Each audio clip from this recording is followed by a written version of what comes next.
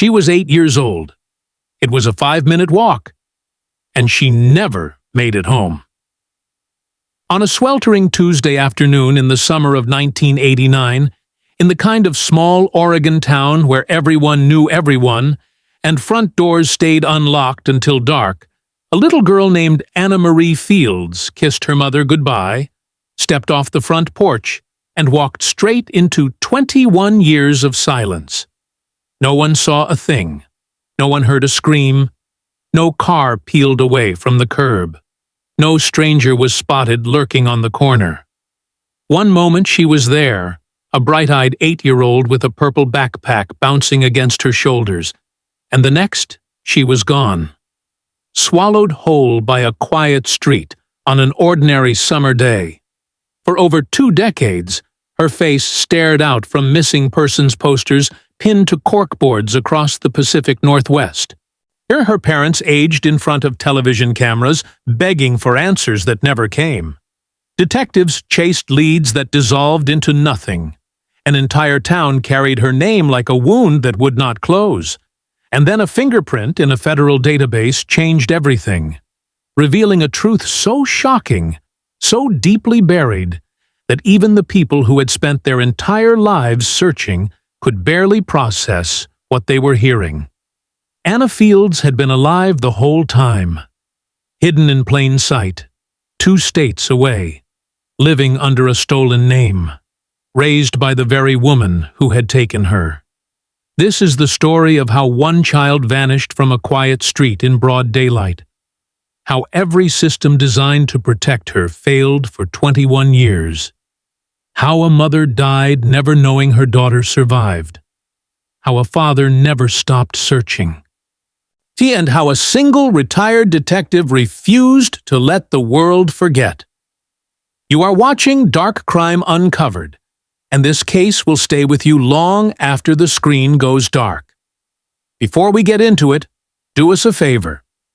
Hit that like button. Drop a comment telling us where you are watching from today. And if you have not already, subscribe to the channel and turn on the notification bell so you never miss a story. Now, let us get into this. Anna Marie Fields was born on the 12th of March, 1981, at a small hospital about 30 miles from the town of Pinehurst, Oregon. Pinehurst was the kind of place that looked like it belonged on a postcard. Tall pines, wildflower meadows, air so clean it almost hurt to breathe after a long winter. The population hovered just above 3,200 people, the kind of number where everybody knew everybody and most people liked it that way. Her parents, David and Rebecca Fields, had moved to Pinehurst 2 years before Anna was born. David worked at the local lumber mill, steady work that kept the lights on and the mortgage paid. Rebecca had dreamed of raising children somewhere safe, somewhere a kid could run barefoot through the grass and know every neighbor by name. Though the house they bought on Maple Drive was a modest 2-story home, painted butter yellow with white shutters that Rebecca repainted every 3 years without fail. Anna was their only child, though Rebecca often talked about wanting more, about filling that house with laughter and noise and the beautiful chaos of siblings. Those who knew Anna described her as curious to the point of exhausting her parents with questions. She had her mother's dark brown hair, always cut in a bob that framed her round face, and her father's green eyes, the kind that seemed to catch every detail of the world around her. Her second-grade teacher, Mrs. Patricia Holbrook, would later tell investigators that Anna was reading at a 5th-grade level. She devoured books about animals, outer space, ancient Egypt, anything she could get her hands on. She was the kind of child who made you believe in potential, Mrs. Holbrook said during one of many interviews. Not just smart, but empathetic. She noticed when other kids were sad. She would share her lunch without being asked. I remember thinking she was going to do something important with her life. The summer of 1989 arrived with the kind of heat that made the days stretch long and lazy. School let out in early June, and Anna fell into the easy rhythms of a small-town summer. Mornings helping her mother in the garden, afternoons riding her bicycle up and down Maple Drive, sometimes venturing as far as the old covered bridge about a quarter-mile from home. She had a best friend named Sarah Chun, whose family lived 3 houses down. The 2 girls were inseparable that summer, building forts out of cardboard boxes, or inventing elaborate imaginary worlds in Sarah's backyard, and making plans for all the adventures they swore they would have once they were old enough to drive. July 18th, 1989, was a Tuesday. Anna asked her mother if she could walk to Sarah's house after lunch. It was a request she had made dozens of times before. The route was simple, barely a 5-minute walk along a road where everybody knew everybody. Rebecca hesitated for reasons she could never quite put into words later, some maternal instinct whispering caution. But Anna's face was so bright with anticipation that she gave in. "Be home by 5, Rebecca said, glancing at the kitchen clock. It read 1:15 in the afternoon. "And stay on the road. No shortcuts through the woods." "I promise," Anna said. She kissed her mother on the cheek and ran out the front door with her purple backpack bouncing against her shoulders. She arrived at Sarah's house at 1:22 in the afternoon. Sarah's mother, Linda Chun, opened the door and invited Anna inside for cookies and lemonade. The girls spent the afternoon in Sarah's room, playing with dolls and listening to pop songs on a cassette player. Linda checked on them twice, once around 2 in the afternoon, and again at 3:30. Everything was normal. Everything was fine. At 4:47 in the afternoon, Anna told Sarah she needed to head home. Sarah walked her to the front door. Linda was in the kitchen starting dinner and called out a goodbye. Anna waved, adjusted her backpack, and stepped out into the golden late afternoon light. She turned right onto Maple Drive, heading toward home. She never arrived. When the clock in the Fields kitchen hit 5:15, Rebecca felt the first flutter of concern. By 5:30, concern had sharpened into genuine worry. She picked up the phone and called the Chun house. Linda answered, sounding confused. "She left here at 4:45, Linda said. "She should have been home by now." Rebecca hung up and walked outside, scanning the road in both directions. Maple Drive was empty. She called Anna's name, her voice cutting through the quiet. Nothing came back. She walked quickly toward the Chun house, calling the entire way, her heart hammering. She passed the Johnson house, the Morales property, the vacant lot where neighborhood kids sometimes played kickball. There was no sign of Anna anywhere.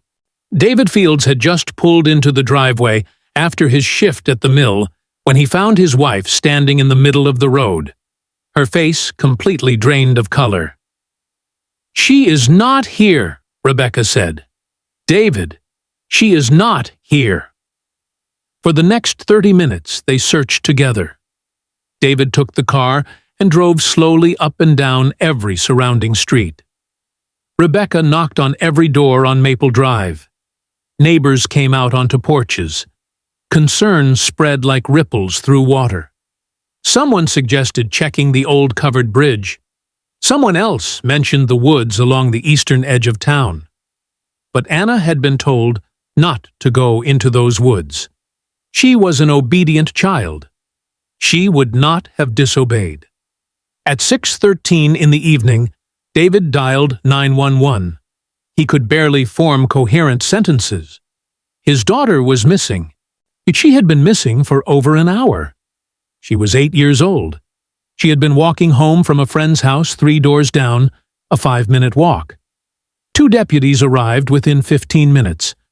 Neither had ever worked a missing child case. Pinnerest was not that kind of town. By 7 o'clock, Sheriff Thomas Garrett had taken personal command.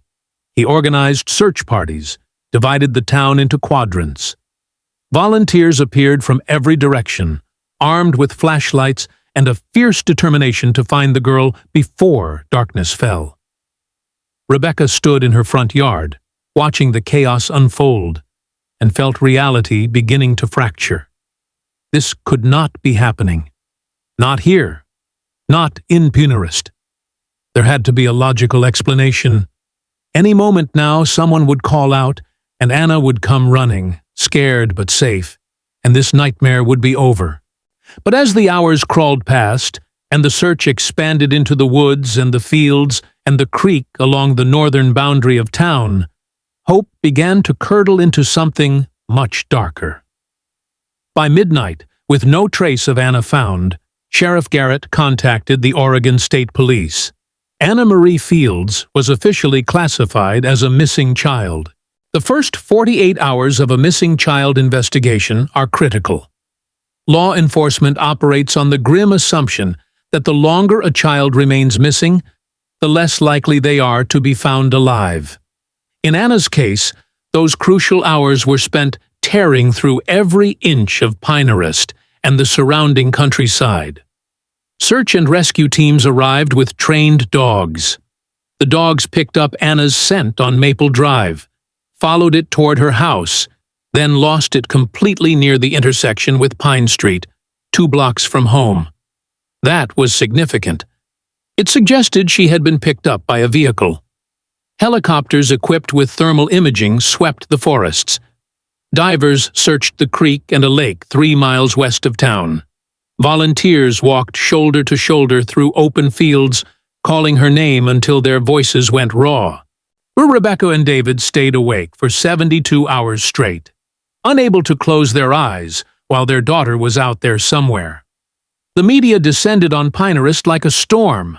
By the second day, news vans from Portland, Eugene, and Seattle crowded Main Street. Anna's school photo, the one from the previous fall where she smiled wide showing the gap from a lost front tooth, appeared on screens across the Pacific Northwest. The headline was devastating in its simplicity. 8-year-old girl vanishes in rural Oregon. Tip lines were established. In the first week alone, over 300 calls came in.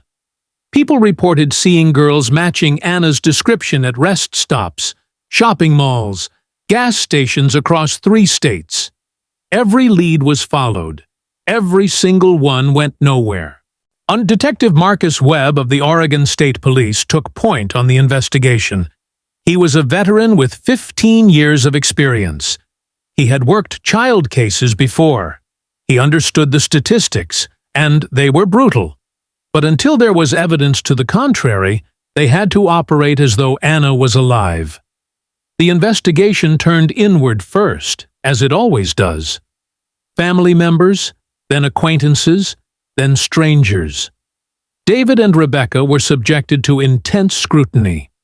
Their finances, their marriage, their personal histories were examined under a microscope. Both passed polygraph examinations without issue. Co-workers, friends, church members, everyone told the same story. A normal, loving family destroyed by something they never saw coming.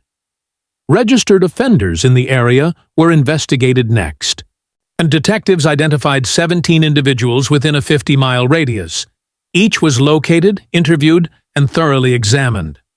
One man, a 43-year-old named Gerald Hutchkins, with a prior conviction from 1983, drew intense scrutiny.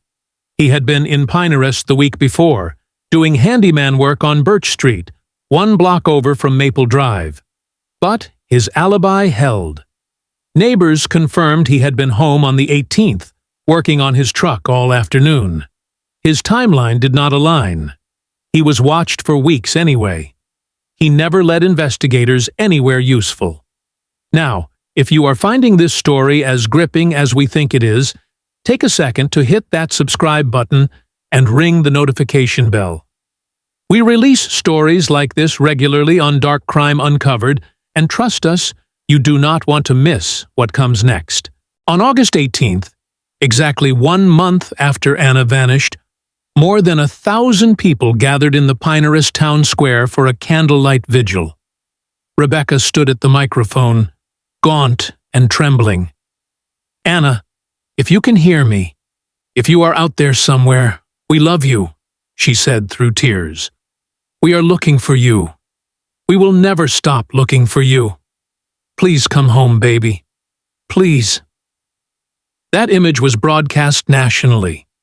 It generated another wave of tips and another round of investigation. And once again, nothing.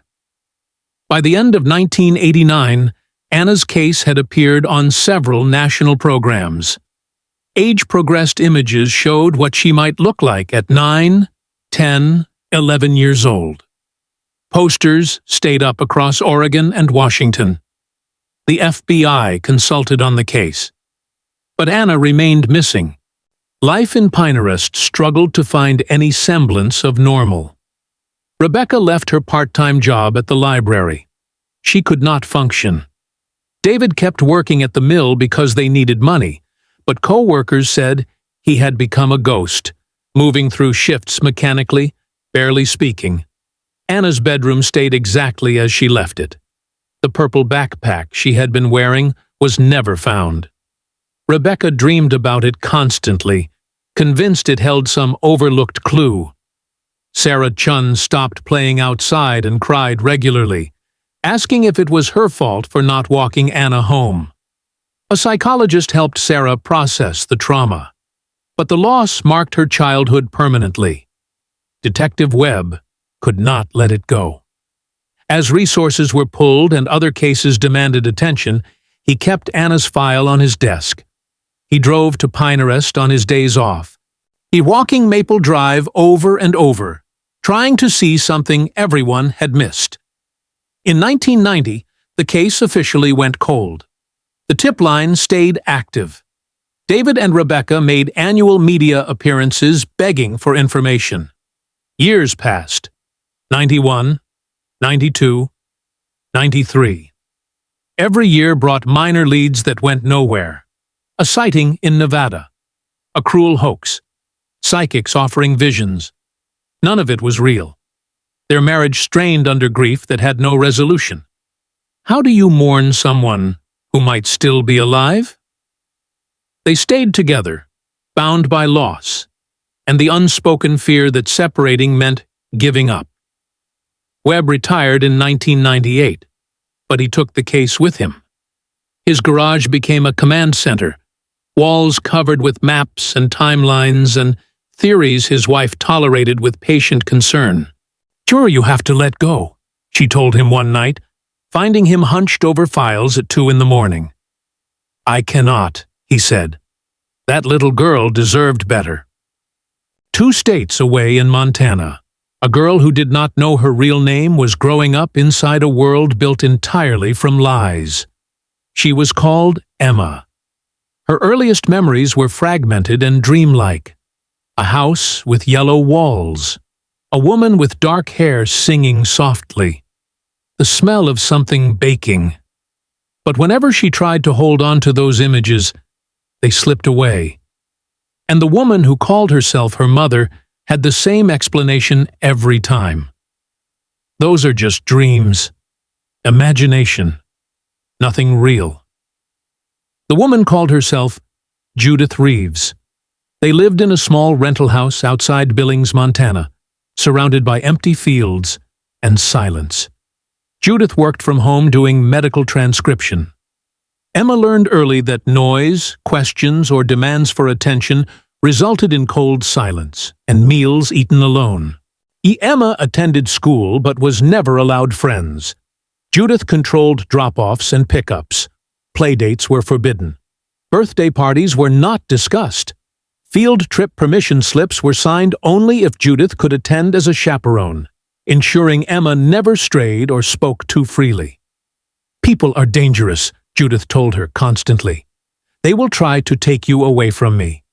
Trust no one but me." Emma learned to be invisible, quiet, and compliant at school.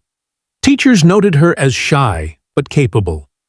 In a system overwhelmed with troubled children, her silence was mistaken for introversion rather than the survival mechanism it actually was. As she grew older, the memory fragments became more persistent. She dreamed of running through tall grass, of being lifted onto a man's shoulders, of singing songs she did not remember learning. And when she was 9, she drew a yellow house with white shutters in art class. She did not know why. They lived in a gray rental with peeling paint. But the yellow house felt real in a way she could not explain. "Just something I imagined," she told her teacher, covering the drawing with her arm. That evening, Judith found the drawing. It disappeared. Emma learned not to put unexplainable things on paper. Judith controlled everything. What Emma wore, what she ate, what she watched. News was forbidden. Internet access was monitored obsessively. As Emma entered her teenage years, the isolation deepened. She ate lunch alone at school.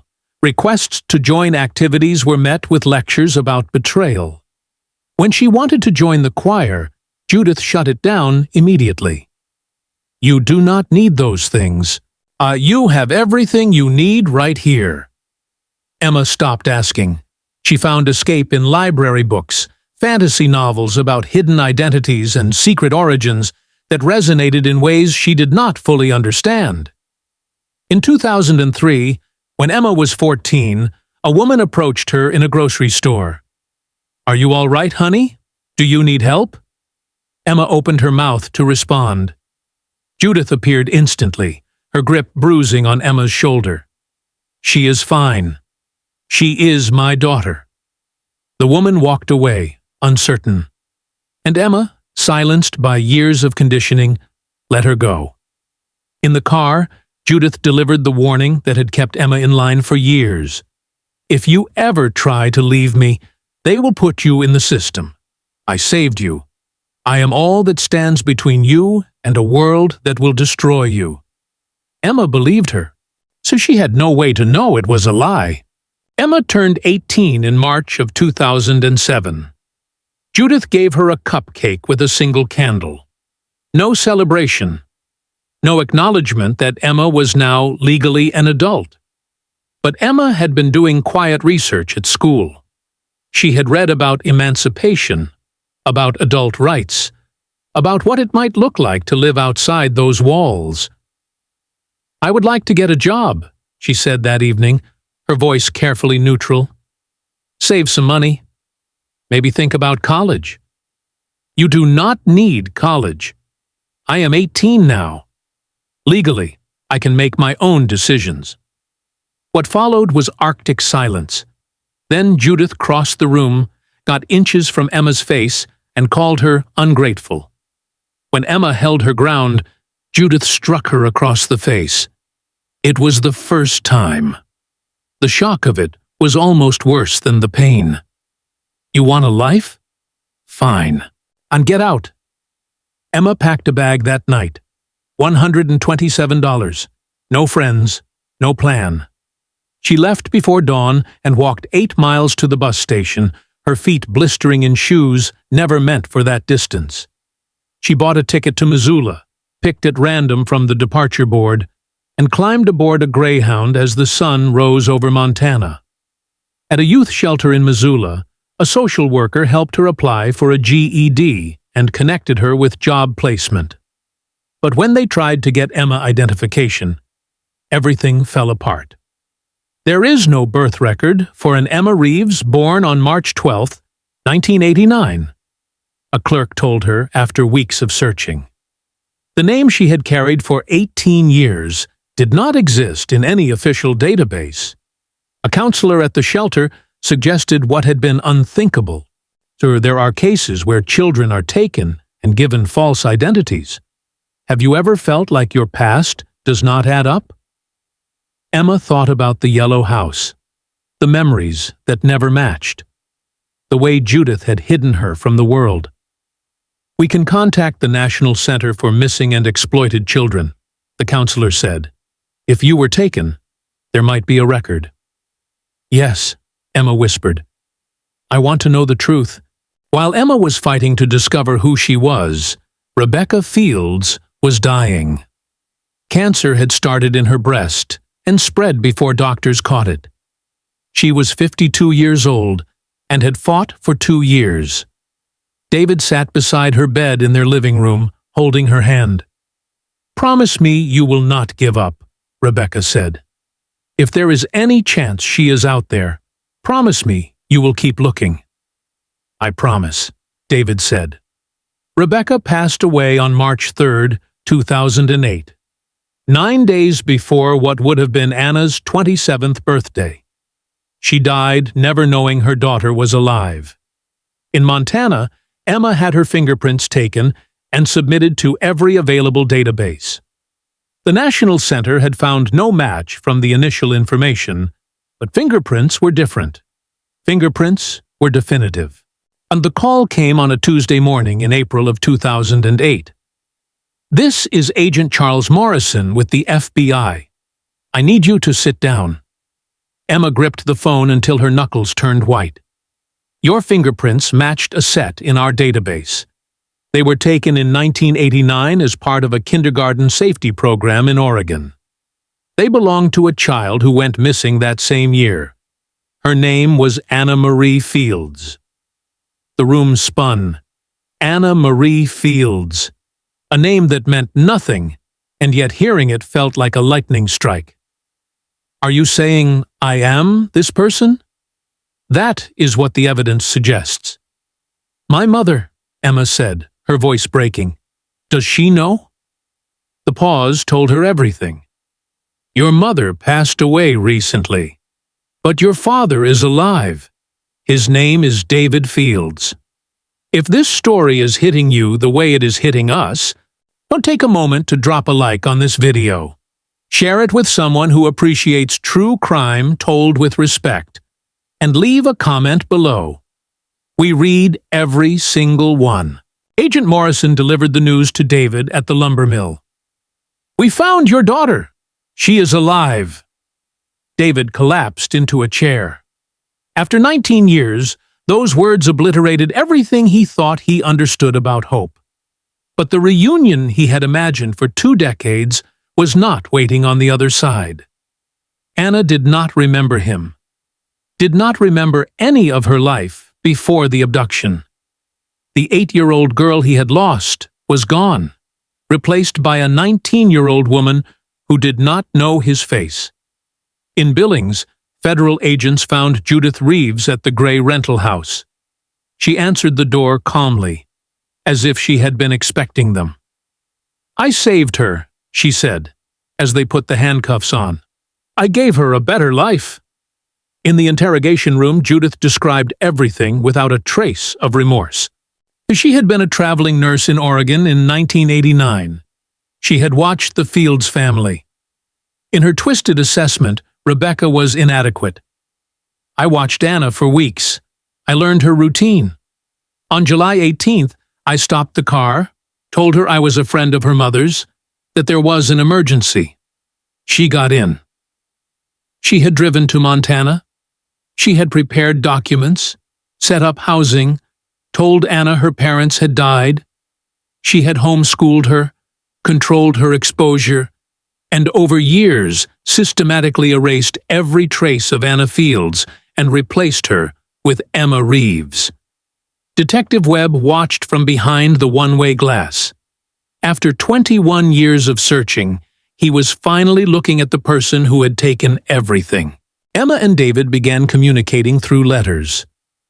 Emma wrote that she did not know what to call him, that father felt wrong because she could not remember him, but Mr. Fields felt too formal.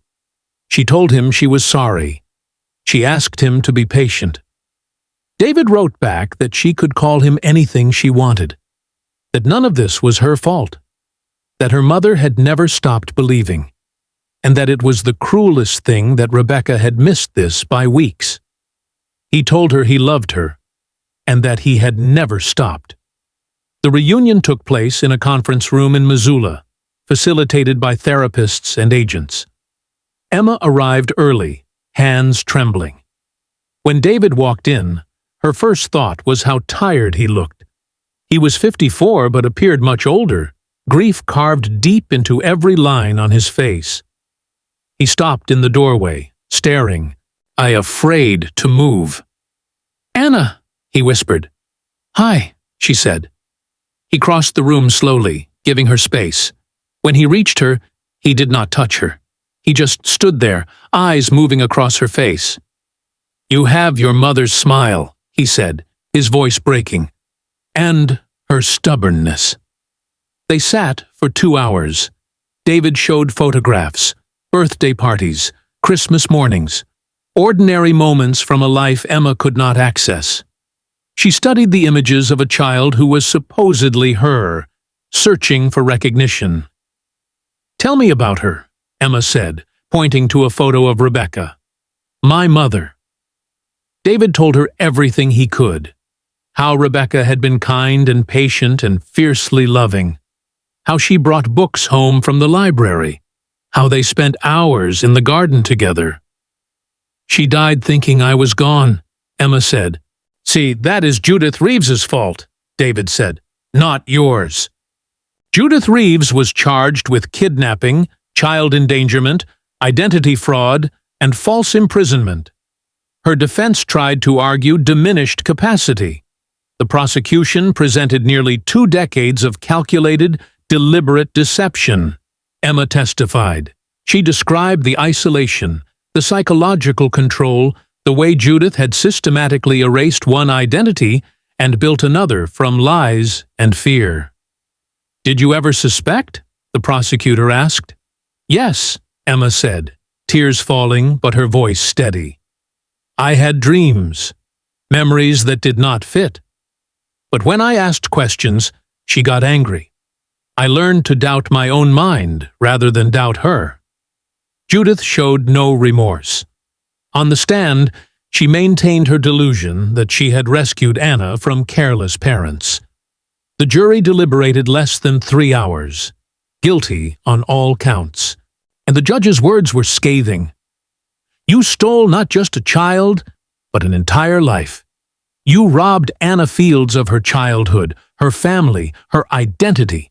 You caused immeasurable suffering and have shown no understanding of what you did." Life in prison. No possibility of parole. Emma felt nothing watching her being led away. No relief, no catharsis. A sentence did not return 19 stolen years. It did not give her back the mother she would never know. After the sentencing, Detective Webb found Emma in the hallway. "I wanted to say, I am sorry," he said. "I worked your case for years, and I never found you." Emma looked at this old man who had refused to forget her. "You did not fail. You never stopped looking. That matters." In June of 2010, Emma flew to Portland and drove to Pinarest with David. When they turned onto Maple Drive, her breath caught. The yellow house with white shutters stood exactly as it had appeared in her drawings, in her dreams, in the fragments she had been told were imagination. "Do you remember it?" David asked. "I remember drawing this house when I was 9, she said. "I did not know why. Now I do." Inside was a time capsule. David had changed almost nothing. Photographs covered every surface. A family frozen in time. Upstairs, Emma found her childhood bedroom. A small bed with a purple comforter, shelves of books and stuffed animals, a desk with crayons, a sign on the door that read, "Anna's Room," in childish handwriting, decorated with flowers and stars. Or she stood in the doorway and understood the weight of what this room represented. 21 years of waiting. She picked up a stuffed rabbit from the bed, worn soft. Something flickered. The sensation of holding this exact object, of being safe. She held it to her chest and cried. She met Sarah Chun that week. Sarah was 29 now, married with a daughter. She had carried guilt for 2 decades. "I used to think about you every day," Sarah said. "I imagined you coming back, and we would just pick up where we left off. But you do not remember me, do you?" "No," Emma said. "I am sorry." They talked for hours anyway. Mrs. Holbrook visited too. bringing schoolwork she had saved for 21 years. Emma read a story about a magic horse written in a child's handwriting that was supposedly her own. It might as well have been written by a stranger. 2 years after the discovery, Emma stood at Rebecca's grave for the first time. She placed purple irises on the stone because David said they had been Rebecca's favorites. "I am sorry I did not come home sooner," she whispered. "I am sorry you died not knowing. I am trying to build a life. I hope that is enough." She enrolled in community college, working toward a degree in psychology. She wanted to understand what had been done to her. She wanted to help others who had survived similar things. David visited monthly, called weekly. They were building something from nothing, a relationship without shared memory, held together by patience and the refusal to let Judith's crime be the final word. She agreed to one interview. "What do you want people to understand?" the interviewer asked. "That recovery is not a destination," Emma said. "See, everyone expects survivors to be grateful and healed. But it is more complicated than that. I am glad I know who I am. I am grateful for my father. But I lost 19 years. Finding the truth did not erase the trauma. It gave me new things to carry, alongside everything else." Do you feel like Anna Fields now? I am learning to. But I will always be a little bit Emma, too. I am figuring out how to be both. On July 18, 2010, 21 years to the day after she disappeared, Emma returned to Pinehurst for a memorial honoring Rebecca and celebrating Anna's recovery. The town square was filled with people holding candles. She stepped to the microphone. "I stand here tonight not sure who I am supposed to be. I am Anna Fields, stolen at 8 years old. I am Emma Reeves, raised on lies and isolation. I am a survivor. I am a daughter trying to know her father and honor a mother she cannot remember. I am all of these things, and none of them completely. What I know for certain is this. Your refusal to forget saved me. The investigation that never fully closed. The detective who kept files in his garage. The father who called every year. All of that led to fingerprints in a database. A match. The truth. You gave me back my name, even if you could not give me back my memories. Thank you for never giving up. Cold cases are not closed stories. They are stories that pause, that wait, that refuse to disappear. Anna's case paused for 21 years, but it never truly ended, because the people who loved her would not allow it. And in that stubborn refusal, they saved her life twice. Once by keeping her name in databases and in memory, and again by giving her a community to return to when return finally became possible. Anna Fields vanished on a summer afternoon in 1989. In some ways, she never fully came back, but the woman who stood in her place, part Anna, part Emma, wholly herself, was learning to live with impossible truths.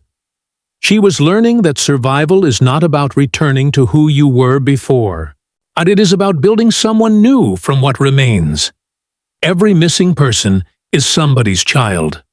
Somebody who deserves to be remembered and searched for, no matter how many years go by. Anna is still writing her story, still figuring out who she is. But she is doing it alive and free and surrounded by people who refuse to forget her name. If this story moved you, hit the like button right now. Subscribe to Dark Crime Uncovered and turn on notifications so you are the first to know when the next case drops. Share this video with someone who needs to hear it. Drop a comment telling us what you thought and where you are watching from.